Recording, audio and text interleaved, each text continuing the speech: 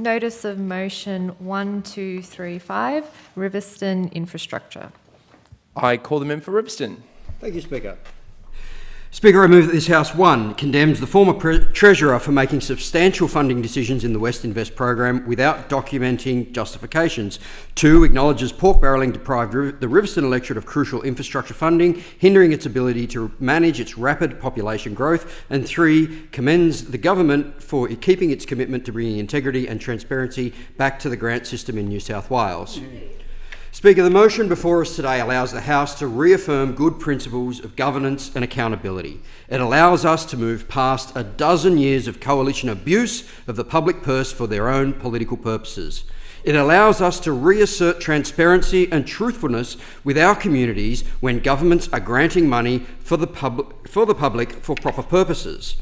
It is necessary for this House to make such a resolution because of the loss of public confidence in grants programs that was the hallmark of the previous 12 years in government by those opposite. Let us examine what went so wrong so we can reiterate what we must get right. Speaker, the so-called West Invest Fund was a $5 billion fund that the former government and the former Treasurer announced to the people of New South Wales in September 2021. It was purported to allow the government to fund local organisations to, quote, build new and improved facilities and local infrastructure to help communities hit hard by COVID-19. But the administration of the program was immediately called into question as the communities receiving the grants began so obviously lining up with electoral boundaries that the coalition government was hoping to win at the forthcoming election. No way. Speaker, so great was the stench of this that it contributed to their loss at that election. The people of New South Wales voted for a fresh start from the Minns Labor government, and that is what they've got. The new Labor government immediately renamed and redirected a significant proportion of the remaining funding. We also kept our pledge not to take funds already allocated away from communities. Communities who had been promised grants did not deserve to be disappointed by having them taken away, despite the dubious basis with which the previous government had granted them. But the people of New South Wales did deserve an investigation, and that is what the Independent Auditor-General provided. The Audit Office has come down with a verdict on the program. The Auditor-General has examined in detail how this program was designed and administered.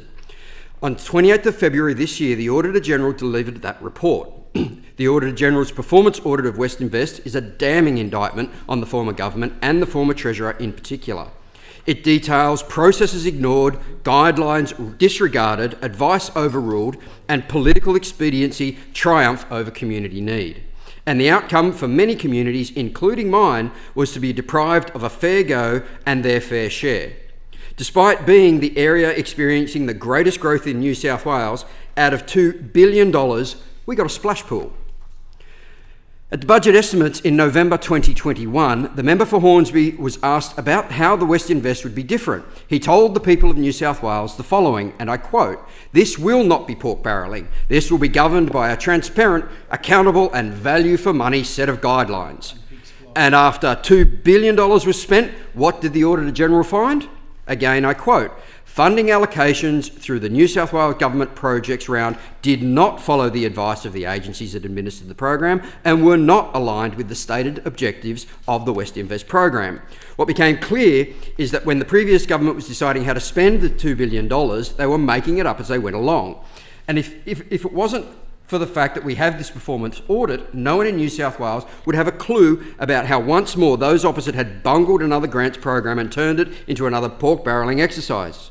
But Speaker, how did a government in New South Wales get to this point? The coalition is an uneasy marriage of convenience at the best of times. In the Liberal Party, apparently sophisticated city lawyers and bankers always pretending to be embarrassed by the economic backwardness of their country cousins. The National Party, meanwhile, rough and ready farmers also pretending to be appalled at the agenda of the privatisation and big business handouts that they nonetheless voted for every time. In truth, they share a lot in common, including the idea that the public finances can be harnessed for political favouritism. No one typified this better than the former Deputy Premier and Minister for Regional New South Wales, the former member for Monaro, John "Call Me Pork Barrelaro." Brash and unabashed, Barrow was always keen to show just how much pork he could get on his fork, and no one seemed to dislike him more than the former Treasurer and member for Hornsby. When he was the Treasurer at Budget Estimates in November 2021, he was far more prepared to read from his text messages with the former Deputy Premier than he was from his budget papers. The former Treasurer worked so hard to provide the people of New South Wales with a counter-imaging. Everything Barilaro hated, he was for: the environment, climate change, koalas and electric cars. But though he was careful to keep his distance from Monaro's master of the handout, below the shining veneer of his silver skivvy, the member from Hornsby's actions show he was every bit as keen to make every grant scheme a winner. Not for the people of New South Wales, of course, but for himself and the Coalition's electoral prospects. The release of the Auditor-General's independent report reveals the true reality.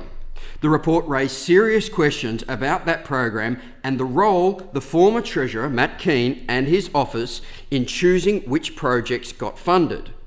I hope that we hear a clear explanation from the former Treasurer in this debate that is stronger than his previous personal explanation that slandered the Independent Audit Office, and I note that he's not here in the chamber to defend himself. He owes the public and the communities of Western Sydney the facts of why he was so involved in deciding which projects were funded and how much money was being spent in particular areas. We know the culture of pork barrelling infected this $5 billion project.